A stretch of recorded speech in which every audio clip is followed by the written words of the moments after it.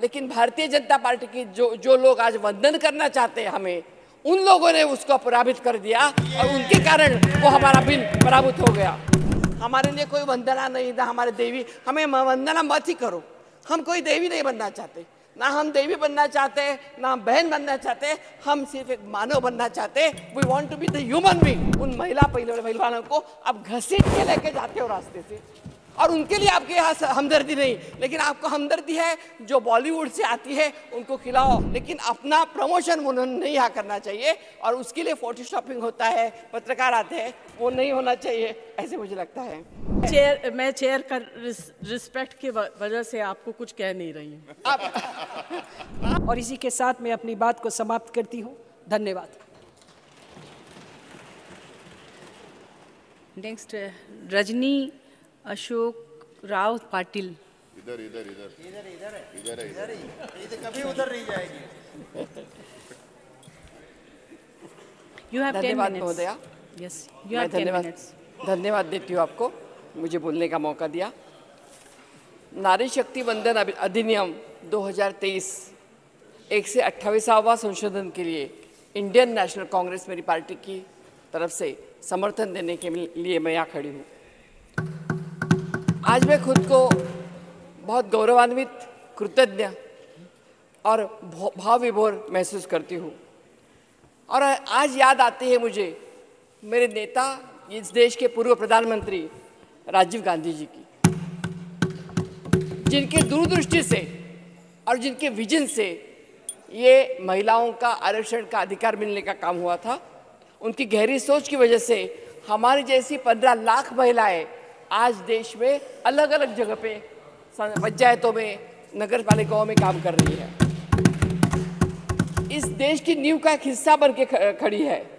और मुझे ये बताने के लिए बहुत आनंद हो रहा है कि पहली 92 में जब ये लागू हुआ महिला आरक्षण विधेयक, और 93 में उसी के तहत मैं जिला परिषद में बीड़ से मैं पहली बार यहाँ चुन के आई थी। तो ये मेरी जो जर्नी है वो जिला परिषद से लेके यहाँ तक वो सिर्फ पॉसिबल हुई क्योंकि मेरी पार्टी के नेता, उन्होंने बहुत ही सोच विचार करके ये बिल लाया था। 1989 में राजीव जी ने पहली बार ये बिल लाया। लोकसभा में तो पास हो गया, लेकिन भारतीय जनता पार्टी की जो लोग आज वंदन करना चाहते हैं हमें, उन लोगों ने उसको पराजित कर दिया और उनके कारण वो हमारा बिल पराभूत हो गया। 1992 में 73rd एंड 74th अमेंडमेंट ये जो हुआ, उसमें उसके तहत 1/3 हिस्सा, 1/3 महिला अधिकार के रूप में हमें हमारा पूरा अधिकार मिल गया, जिसमें बहुत सारी महिलाएं, कोई सरपंच बनी, कोई मेयर बनी, कोई पंच बनी, जिला परिषद के अध्यक्ष बनी। और ये सब ठाकुर की से, जो ठाकुर की बात हुई, ठाकुर की से राज करने लगी। तब भी हमारे ऊपर इल्ज़ाम लगा कुछ लोगों ने कि मिस्टर सरपंच, ये शब्द उन्होंने यूज़ किया, मिस्टर सरपंच, कि हम नहीं काम करेंगे, उनके पति काम करेंगे। लेकिन ऐसा हुआ नहीं। हमारे काम हमने धीरे धीरे सीखना शुरू कर दिए और बाद में हम सब समझने लगे कैसे काम करते हैं। और मुझे लगता है कि महिलाओं ने अपना अधिकार जागरूक करने का काम अगर यहाँ पे इस बिल के तहत हुआ है। मैं नम्रतापूर्वक ये भी कहना चाहती हूँ कि 1996 में जब ये बिल पहली बार लोकसभा में आया, तब भी मैं लोकसभा में सदस्य थी। तो हमेशा महिला आरक्षण का बिल जब भी आता है, उसका एक एक सीढ़ी चढ़ के 30-35 साल का ये हमारा परिक्रमण हुआ है।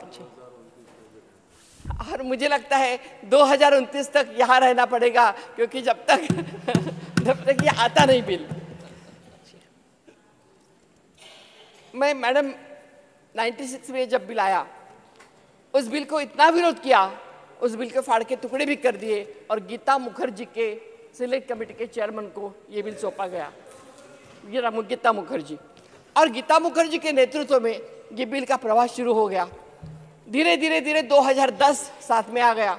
और मेरी नेता सोनिया गांधी, उनकी मंशा थी कि जो राजीव जी का सपना था, जो आधा रह गया था, आधा तो पूरा कर दिया था उन्होंने पंचायतों में, लेकिन जो आधा रह गया था कि लोकसभा में और विधानसभा में भी हमारी बहनें आना चाहिए, वो सपना पूरा करने के लिए हमारी सोनिया जी आगे आई और मनमोहन सिंह जी के नेतृत्व में पहली बार 2010 में यह हमारा बिल पारित हो गया राज्यसभा में। लेकिन फिर लोकसभा में हमारा पूरा बहुमत नहीं था, इसलिए वो हो नहीं पाया।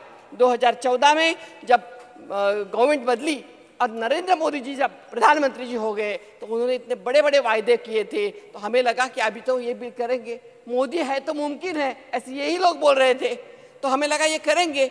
2015 में सोनिया जी ने लेटर लिखा मोदी जी को, फिर 15 में लिखा, 16 में लिखा, 2018 में राहुल जी ने लेटर लिखा और बताया कि अगर ये बिल आप लाना चाहते हैं तो we are ready to cooperate you, हम अनकंडीशनल आपका हमारा सपोर्ट करेंगे, आप ये बिल लाओ और ये बिल पारित करो। लेकिन ये नहीं हुआ, और जब अभी 9 साल पूरे होने के लिए आए और 1 साल दिख रहा है कि अभी चुनाव है, जिस सब तरफ से मारे गए हैं, जब तरह से उनको लोग छीतू कर रहे हैं, तब उनको लगा कि अभी महिलाओं का कार्ड हम प्ले कर सकते हैं, और इसलिए महिला बिल आया है। हमारे लिए कोई वंदना नहीं था, हमारे देवी, हमें वंदना मत ही करो, हम कोई देवी नहीं बनना चाहते, ना हम देवी बनना चाहते, ना हम बहन बनना चाहते, हम सिर्फ एक मानव बनना चाहते। We want to be the human being, हमें मानव करके समझाओ, कोई किसी बड़े बड़े पेडेस्टल पे मत रखो, क्योंकि ऐसे कर करके बहुत साल हमें नीचे गिराने का कोशिश इन लोगों ने की है। 2 साल के बाद जब ये बिल आज आया है तो मुझे तो उनके नियत में कुछ खोट लगती है। एक कारण यह है कि अगर उनके मन में मंशा थी तो उन्होंने पहले ही लाना चाहिए था। अगर ये अपना नोटबंदी का बिल एक रात में ला सकते, जीएसटी का बिल ला सकते रात में, और 3 कृषि कानून जो काले कानून थे, और इन्होंने बोला हम पुख्ता तैयारी करते, नड्डा जी ने बोला अगर पुख्ता तैयारी की थी तो 3 कृषि कानून वापस देने की नौबत क्यों आई आपके ऊपर? जरूरत नहीं थी आपको, तो ये आपकी तैयारी है क्या? तो ये सब जगह पे यहाँ पे उनका उल्टा खेल हुआ है। और सत्ताधारी पार्टी की एक मंत्री कल मैं जब सुन रही थी तो उन्होंने बोला कि एक ही परिवार को पूरा श्रेय देने की कांग्रेस में होड़ चल रही है। मुझे बहुत बुरा लगा सुन के, क्योंकि जब एक परिवार के 2 लोग इस देश के लिए शहीद होने के लिए तैयार होते हैं, जब एक परिवार की एक हमारी महिला नेता, जब हम सैल्यूट करते हैं, एक महिला नेता खुद प्राइम मिनिस्टर का त्याग करती है, एक ही हमारे परिवार के एक बच्चा लड़का हमारा राहुल गांधी जब बाहर निकलता है और ये मोहब्बत का दुकान इनके नफरत के बाजार में खोलने के लिए भारत जोड़ो करके निकलता है। भारत जोड़ो में जब लोग वो निकले, मैंने खुद देखा है मेरे आंखों से, क्योंकि परसों भी बीच में वो लेह लड़ाक भी आए थे, तब भी मैं उनके साथ थी। ये जो हुआ है उसमें सभी लोगों ने और खास तौर पे हमारी महिलाओं ने अपनी मन की बात, मैडम आप एक महिला है, हम किसी आदमी का हाथ भी नहीं पकड़ सकते अगर हमें विश्वास नहीं आता है तो, लेकिन वो महिलाएं गले पड़ रही थी, रो रही थी, बता रही थी अपनी पीड़ाएं, अपने दुख दर्द राहुल जी को बता रही थी। मुझे ये दावे के साथ मैं कहना चाहती हूँ कि ये परिवार को नाम रखना, इसमें आपको क्या सुख मिलता है? पंडित जी से लेकर हर रोज 60 साल में क्या किया, आपने क्या क्या करके मारते हैं। 30 साल में तो ये लोग सत्ता में भी नहीं है, बाहर रह के काम कर रहे हैं, लेकिन फिर भी उनको आप छोड़ते नहीं है। ये मेरे लिए मुझे लगता है कि अच्छी बात नहीं है जी। आज जब विशेष सत्र शुरू हो गया, 2-3 दिन से मैं देख रही हूँ यहाँ पे अच्छा माहौल हो गया है। पहले दिन हम वहाँ पे फोटो हुए, सब कुछ हुआ, बहुत सेरिमोनियल सब रिसेप्शन हुआ। लेकिन 2 दिन से मैं यहाँ देख रही हूँ बड़े फिल्म बॉलीवुड के, हमारे मुंबई से आके बॉलीवुड की अभिनेत्रियाँ यहाँ पे दिख रही है मुझे, और कभी ऐसे पूरा पहले हुआ नहीं था। और उनको फोटोग्राफ किया जाता है, उनका फोटो सेशन होता है। हमें उनको लाने के लिए कोई मना नहीं है, लेकिन जब लाते हो तो उसका सिर्फ अपना फायदा मत करे। हमारे सामने जो मंत्री जी बैठे हैं उनका फोटो मैंने कल देखा, मिठाई खिला रहे अभिनेत्रियों को। तो अरे आपको मिठाई भी खिलानी है तो जिनका हमें जम्मू कश्मीर में शहादत दी है उनके घर जाओ, उनके घर के आंसू पोंछने की कोशिश करो। मणिपुर में जाओ, मणिपुर के महिलाओं को जब नग्न किया जाता है और उनको जब एक बलात्कार किया जाता है, उनके लिए आपके मन में कोई संवेदना नहीं है। इतना ही नहीं, इस देश को जब ओलंपिक के मेडल मिलवाने वाली हमारी जो महिला खिलाड़ी है, पहलवान है, उन महिला पहलवानों को आप घसीट के लेके जाते हो रास्ते से, और उनके लिए आपके यहाँ हमदर्दी नहीं, लेकिन आपको हमदर्दी है जो बॉलीवुड से आती है उनको खिलाओ। और वो भी महिला आती है मैडम, वो भी अच्छा आज जो वो भी आती है अपने फिल्म का प्रमोशन करती है मैडम। हमारा विरोध इसलिए नहीं कि वो आती है, उनको आने दो, लेकिन अपना प्रमोशन उन्होंने नहीं यहाँ करना चाहिए और उसके लिए फोटोशॉपिंग होता है, पत्रकार आते हैं, वो नहीं होना चाहिए, ऐसे मुझे लगता है।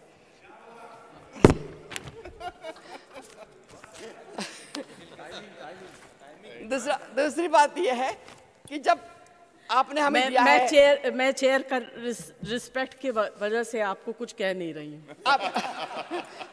आपने जब हमें कॉन्स्टिट्यूशन की कॉपी दे दी और कॉन्स्टिट्यूशन की कॉपी लेकर हम आ गए, तो मैडम मैंने देखा कॉन्स्टिट्यूशन की कॉपी में, जब मैंने देखा कि पार्लियामेंट क्या है, कि नए पार्लियामेंट में हम आए तो पार्लियामेंट क्या है समझ ले पहले, तो वहाँ पे पहला ही वाक्य यही है कि देयर शिल be a parliament for the union which shell consist of the president and 2 houses to be known as respectively as the Council of States and House of People।